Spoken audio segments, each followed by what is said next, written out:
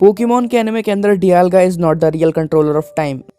जैसा कि हमें रिप्रेजेंट किया गया कि Dialga is the ruler of time, वो बिल्कुल ही गलत है।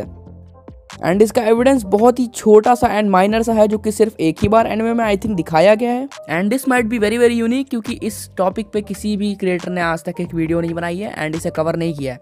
तो अगर तुम एक पोकेमॉन फैन हो तो ये तुम्हारे लिए बहुत ही इंपॉर्टेंट है जानना, क्योंकि ये चीज एनिमे में एक ही बार दिखाई गई है एंड इसका रेफरेंस बहुत बार एनिमे के अंदर नहीं लाया गया है, मे बी एपिसोड या फिर एक एपिसोड की क्लिप से भी कम। And it was not really easy to grab this, मतलब there is something else that controls the time of the Pokemon world entirely, जो कि डियाल्गा के अलावा भी टाइम कंट्रोल एंड मैनेज कर सकता है या फिर करता है।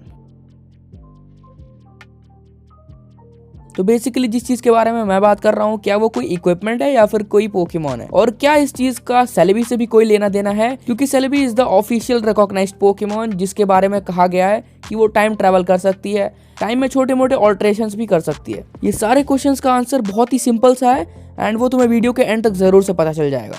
First of all, Dialga is the dragon and steel type Pokemon, जो कि बहुत ही मैसिव होता है साइज में। एंड ऑफ कोर्स तुम जानते हो कि वो creation trio one of the most powerful trio का मेंबर भी है। एंड सॉर्ट ऑफ तुम कह सकते हो कि वो इन तीनों में से सबसे ज्यादा पावरफुल भी है जो ट्रायो के मेंबर्स हैं। इस चीज पर हमेशा डिबेट रहती है कि गिरातेना और डियाल्गा में से ज्यादा पावरफुल कौन है, बट मेरे according Dialga is more powerful. And you know what, anime में हमें इस समय जो डियाल्गा दिखाया जा रहा है, वो वाला डियाल्गा प्रॉपरली टाइम की पावर को यूटिलाइज या फिर यूज नहीं करता है या फिर करने को केपेबल नहीं है। अदर देन दैट, अगर तुम लोगों को पता होगा तो डियाल्गा का शायद एक प्राइमल फॉर्म भी है, which is not even released, जिसको कि एनिमे के अंदर ऑफिशियली दिखाया नहीं गया है, बट वो रेडिश टाइप का डियाल्गा होता है, जिसको देखकर तुम्हें लगेगा कि वो बहुत ही गुस्से में है, just like primal Groudon. And rumours and theories कहती हैं कि उस डियाल्गा के पास टाइम का पूरा कंट्रोल रहता है एंड वो टाइम की पूरी पावर्स को यूज कर सकता है। बट जब तक वो फॉर्म हमें ऑफिशियली नहीं दिखा दिया जाता, तब तक हम लोग उसके बारे में बात नहीं करेंगे।